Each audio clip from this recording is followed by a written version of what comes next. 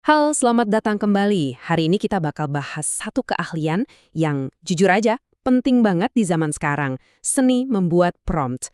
Yap, gimana cara kita ngobrol sama AI supaya dapat hasil yang luar biasa, bukan cuma jawaban yang seadanya. Kita mulai dari masalah yang kayaknya sering banget kita alami.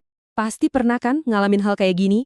Kita nanya sesuatu yang simple, AI-nya malah ngasih jawaban yang aneh, salah total, atau malah ngarang-ngarang cerita. Bikin frustrasi banget kan? Nah, tenang aja. Di sini kita bakal cari tahu kenapa sih bisa begitu dan yang paling penting, gimana solusinya.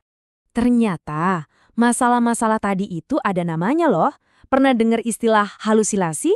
Nah, itu tuh kondisi pas AI ngarang informasi. Terus ada juga bias, di mana AI kadang nunjukin prasangka dari data yang dia pelajari. Dan tentu aja, ambiguitas. Pas jawabannya itu ngambang, nggak jelas, dan akhirnya ya nggak ngebantu sama sekali. Jadi, sebenarnya apa sih yang terjadi di dalam otak digital ini? Kok bisa mesin yang kelihatannya canggih banget malah sering salah? Yuk, coba kita intip sedikit ke dalam mesinnya buat cari tahu penyebab utamanya. Ini dia, ini konsep kuncinya. AI, terutama model bahasa besar atau LLM, itu nggak bener-bener ngerti apa yang kita tanyain.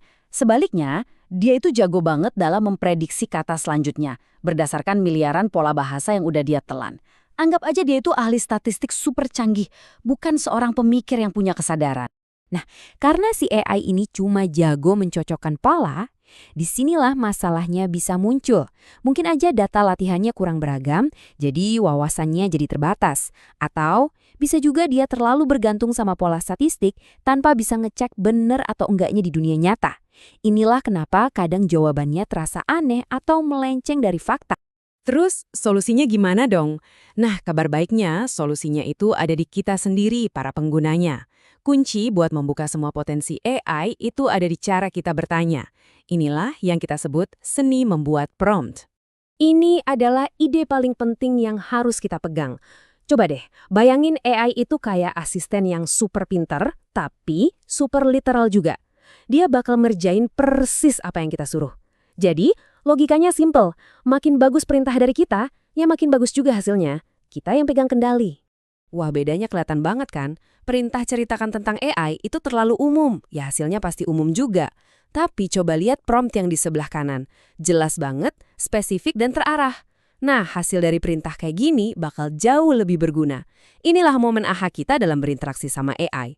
Oke, sekarang kita masuk ke bagian prakteknya nih. Gimana sih caranya kita bikin prompt yang bagus dari nol? Ternyata ada resep sederhananya loh. Jadi, setiap prompt yang jago itu ternyata punya 3 elemen inti. Gampang kok ngingetnya. Pertama, konteks. Kasih tahu latar belakangnya. Kedua, instruksi yang spesifik. Maksudnya, bilang dengan jelas mau disuruh ngapain. Dan yang ketiga, format yang diinginkan. Jelasin outputnya mau kayak gimana. Kalau Anda ingat 3 hal ini, wah udah pasti hasilnya beda. Yuk, kita lihat gimana struktur 3 elemen tadi bekerja di skenario beneran. Kita bakal bedah beberapa contoh yang sering kita temuin sehari-hari. Coba perhatikan contoh ini. Konteksnya jelas, email buat klien. Instruksinya menjelaskan penundaan proyek. Dan format yang diinginkan? Nada yang profesional dan sopan. Simple, ringkas, dan langsung ke intinya. Nah, contoh ini lebih keren lagi. Lihat deh, kita kasih peran ke AI, Anda adalah seorang analis data. Ini ngasih konteks yang kuat banget yang bakal ngebentuk cara dia menjawab. Sisanya, instruksi dan format yang sangat-sangat spesifik untuk tugas yang kita mau. Siap naik level?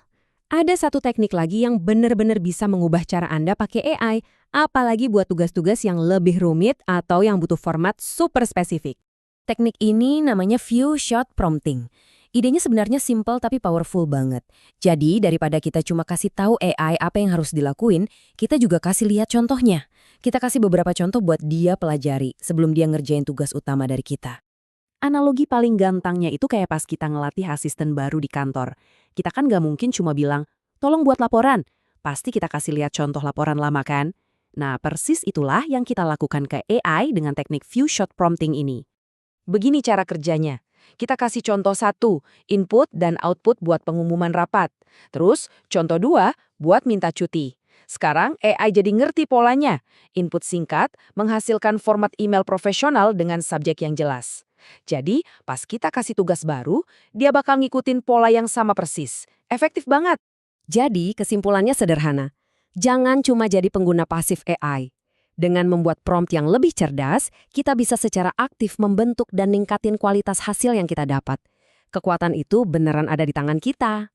Nah, sebagai penutup, saya mau kasih Anda satu tantangan kecil. Coba deh pikirin satu tugas, entah itu di kerjaan atau proyek pribadi, yang bisa jadi lebih gampang dengan AI.